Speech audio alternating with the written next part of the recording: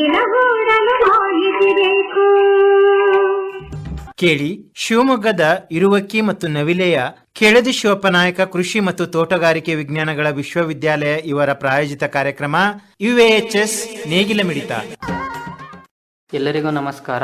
ನನ್ನ ಹೆಸರು ಕಲ್ಲೇಶ್ ನಾಗರಾಜ್ ಡಿ, ಅಂತಿಮ ವರ್ಷದ ಕೃಷಿ ವಿದ್ಯಾರ್ಥಿ, ಕೃಷಿ ವಿಜ್ಞಾನಗಳ ಮಹಾವಿದ್ಯಾಲಯ ಇರುವಕ್ಕಿ. ನಾವು ಇವತ್ತು ತೋಟಗಾರಿಕಾ ಬೆಳೆಗಳಿಗೆ ವರದಾನವಾದ ಜೈವಿಕ ಗೊಬ್ಬರಗಳ ಬಗ್ಗೆ ಮಾಹಿತಿಯನ್ನು ನೀಡ್ತೇನೆ. ಜೈವಿಕ ಗೊಬ್ಬರಗಳು ಹೆಂಗಂದರೆ ಇದರಲ್ಲಿ ಸೂಕ್ಷ್ಮಾಣು ಜೀವಿಗಳಿಂದ ಸಿದ್ಧವಾಗಿರ್ತವೆ. ಇದ್ರ ಪ್ರಕೃತಿಯಲ್ಲಿ ಹಲವಾರು ಉಪಯುಕ್ತವಾದ ಮಣ್ಣಿನ ಸೂಕ್ಷ್ಮಾಣುಗಳು ಜೀವಿಗಳಿವೆ. ಆದರೆ ಅವುಗಳು ಸಸ್ಯಗಳಿಗೆ ಪೋಷಕಾಂಶಗಳನ್ನು ಹೀರಿಕೊಳ್ಳಲು ಸಹಾಯ ಮಾಡುವ ಸೂಕ್ಷ್ಮ ಜೀವಿಗಳನ್ನು ಆರಿಸಿ ಅವುಗಳನ್ನು ಬೆಳೆಸಿ ನೇರವಾಗಿ ಅಥವಾ ಬೀಜೋಪಚಾರದ ಮೂಲಕ ಮಣ್ಣಿಗೆ ಸೇರಿಸಿ ಕೃಷಿಯಲ್ಲಿ ಅವುಗಳನ್ನು ಬಳಸಿಕೊಳ್ಳಬಹುದು. ಈಗ ಏನಂದರೆ ರಾಸಾಯನಿಕ ಗೊಬ್ಬರಗಳ ಬೆಲೆ ಪ್ರತಿ ವರ್ಷ ಹೆಚ್ಚಾಗ್ತಾ ಇದ್ದು ಇವುಗಳು ಏನಾಗ್ತಿದೆ ಅಂದರೆ ಗಿಡಗಳು ಅವುಗಳನ್ನು ಹೀರ್ಕೊಳ್ಳೋಕ್ಕೆ ಸಾಧ್ಯ ಆಗ್ತಿಲ್ಲ. ಅದಕ್ಕಾಗಿ ಈಗ ರೈತರು ಏನು ಮಾಡ್ತಿದ್ದಾರೆ ಅಂದರೆ ಈ ಜೈವಿಕ ಗೊಬ್ಬರಗಳನ್ನು ಬಳಸ್ತಾ ಇದ್ದಾರೆ. ಈಗ ಹೆಚ್ಚಾಗಿ ಇವುಗಳನ್ನು ಬಳಸ್ತಕ್ಕಂಥವ್ರು ಅಡಿಕೆ ಬೆಳೆಗಾರರಿಗೆ ಮಾತ್ರ ಈ ಜೈವಿಕ ಗೊಬ್ಬರಗಳು ಗೊತ್ತು, ಅದು ಕೆಲವು ಮಾತ್ರ. ಈ ಜೈವಿಕ ಗೊಬ್ಬರಗಳ ಪ್ರಾಮುಖ್ಯತೆ ಏನಂದರೆ ಇದು ಮಣ್ಣಿನ ರಚನೆ ಮತ್ತು ಸಸ್ಯಗಳ ಇಳುವರಿಯನ್ನು ಸುಧಾರಿಸುತ್ತದೆ. ಇವು ರೋಗಕಾರಕಗಳನ್ನು ಅಭಿವೃದ್ಧಿಪಡಿಸಲು ಅನುಮತಿಸುವುದಿಲ್ಲ. ಇವು ಪರಿಸರ ಸ್ನೇಹಿ ಮತ್ತು ಪರಿಣಾಮಕಾರಿ. ಇವು ಸಸ್ಯ ರೋಗಗಳಿಗೆ ಕಾರಣವಾಗುವ ಮಣ್ಣಿನಲ್ಲಿ ರೋಗಕಾರಕಗಳನ್ನು ನಾಶಪಡಿಸುತ್ತವೆ.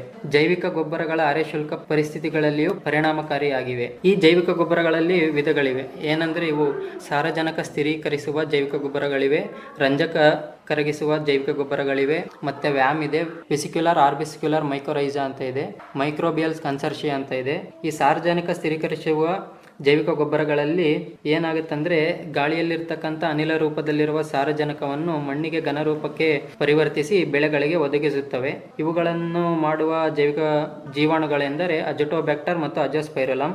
ಇದನ್ನು ಹೆಚ್ಚಾಗಿ ಗೋಧಿ ಮತ್ತು ಇತರೆ ಬೆಳೆಗಳಲ್ಲಿ ಉಪಯೋಗಿಸುತ್ತಾರೆ.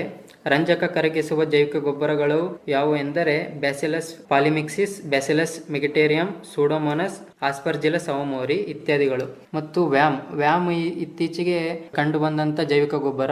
ಇದು ಮಣ್ಣಿನ ಗುಣಾತ್ಮಕತೆ, ನೀರು ಉಣಿಸುವ ಶಕ್ತಿಯನ್ನು ಹೆಚ್ಚಿಸುತ್ತದೆ, ಪೋಷಕಾಂಶಗಳ ಸುಲಭವಾಗಿ ದೊರೆಯುವಂತೆ ಮಾಡುತ್ತದೆ.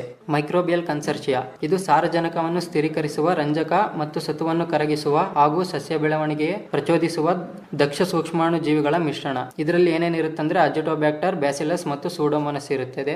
10% 15% ಇಳುವರಿಯನ್ನು ಹೆಚ್ಚಿಸುತ್ತದೆ. ಬೀಜಗಳು ಬೇಗನೆ ಮೊಳಕೆಯೊಡೆಯಲು, ಸಸ್ಯದ ದೃಢತೆಯನ್ನು ಹೆಚ್ಚಿಸಲು ಮತ್ತು ಬೆಳವಣಿಗೆಯನ್ನು ವೃದ್ಧಿಸಲು ಸಹಕರಿಸುತ್ತದೆ. ಇದನ್ನು ಶಿಫಾರಸು ಹೇಗೆ ಮಾಡೋದಂದ್ರೆ ವಾರ್ಷಿಕ ಬೆಳೆಗಳಿಗೆ ಪ್ರತಿ ಎಕರೆಗೆ ಅಜೋಸ್ಪೈರಲಮ್ PSB ಮತ್ತು ಅಜಟೋಬ್ಯಾಕ್ಟರ್ ಅನ್ನು 2 kg ಹಾಗೂ ಮೈಕ್ರೋಬಿಯಲ್ ಕನ್ಸರ್ಷಿಯನ್ನು 5 kg 1 ಟನ್ ಕೊಟ್ಟಿಗೆ ಗೊಬ್ಬರ ಅಥವಾ ಎರೆಹುಳು ಗೊಬ್ಬರಕ್ಕೆ ಮಿಶ್ರಣ ಮಾಡಿ ಬಳಸಬೇಕು. ಈ ಬಹುವಾರ್ಷಿಕ ಬೆಳೆಗಳಾದ ಅಡಿಕೆ ಇವುಗಳಿಗೆ ಬಳಸೋದಾದ್ರೆ ಪ್ರತಿ ಗಿಡಕ್ಕೆ ಅಜೋಸ್ಪೈರಲಮ್, ಅಜಟೋಬ್ಯಾಕ್ಟರ್, ಮೈಕ್ರೋಬಿಯಲ್ ಕನ್ಸರ್ಷಿಯಾ ಮತ್ತು PSB ಗಳನ್ನು 25 ಗ್ರಾಂ ಹಾಗೂ ವ್ಯಾಮ್ ಅನ್ನು 50 ಗ್ರಾಂ 1 ಬುಟ್ಟಿ ಕೊಟ್ಟಿಗೆ ಗೊಬ್ಬರ ಅಥವಾ ಎರೆಹುಳು ಗೊಬ್ಬರಕ್ಕೆ ಮಿಶ್ರಣ ಮಾಡಿ ಬಳಸಬೇಕು. ಈ ಜೈವಿಕ ಗೊಬ್ಬರವನ್ನು ಬಳಸಬೇಕಾದ್ರೆ ಮುನ್ನೆಚ್ಚರಿಕಾ ಕ್ರಮಗಳನ್ನು ಪಾಲಿಸಬೇಕಾಗುತ್ತದೆ. ಅವುಗಳು ಯಾವೆಂದರೆ ಜೈವಿಕ ಗೊಬ್ಬರಗಳನ್ನು ತಂಪು ಮಾಡಿದ ಅಂಟು ದ್ರಾವಣಕ್ಕೆ ಮಿಶ್ರಣ ಮಾಡುವುದು ಅಗತ್ಯವಿರುತ್ತದೆ. ಮತ್ತು ನೇರ ಬಿಸಿಲು ಮತ್ತು ಬೆಂಕಿಯ ಶಾಖ ಮತ್ತು ಅತಿ ತಂಪಾದ ಸ್ಥಳಗಳಲ್ಲಿ ಜೈವಿಕ ಗೊಬ್ಬರಗಳನ್ನು ಶೇಖರಿಸಿ ಇಡಬಾರದು. ಲಕೋಟೆಯ ಮೇಲೆ ನಮೂದಿಸಿರುವ ಬೆಳೆಗಳಿಗೆ ಮಾತ್ರ ಉಪಯೋಗಿಸಬೇಕು. ಅವಧಿ ಮುಗಿಯೋದ್ರೊಳಗೆ ಅವುಗಳನ್ನು ಉಪಯೋಗಿಸಬೇಕು. ಯಾವುದೇ ಕಾರಣಕ್ಕೂ ರಾಸಾಯನಿಕ ಗೊಬ್ಬರ ಮತ್ತು ಕ್ರಿಮಿನಾಶಕದೊಂದಿಗೆ ಮಿಶ್ರಣ ಮಾಡಿ ಗಿಡಗಳಿಗೆ ಹಾಕಬಾರದು. ಇನ್ನೂ ಹೆಚ್ಚಿನ ಮಾಹಿತಿಗಾಗಿ ನನ್ನ ದೂರವಾಣಿ ಸಂಖ್ಯೆಗೆ ಸಂಪರ್ಕಿಸಿ. ನನ್ನ ದೂರವಾಣಿ ಸಂಖ್ಯೆ 7892222659. ಧನ್ಯವಾದಗಳು.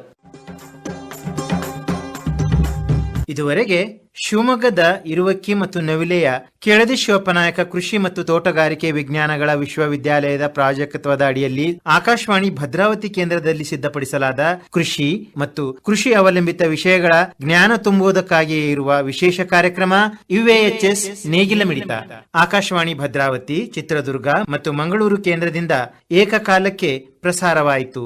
ಪ್ರಸ್ತುತಿ ಡಾಕ್ಟರ್ SM ಸುಧಾಕರ್.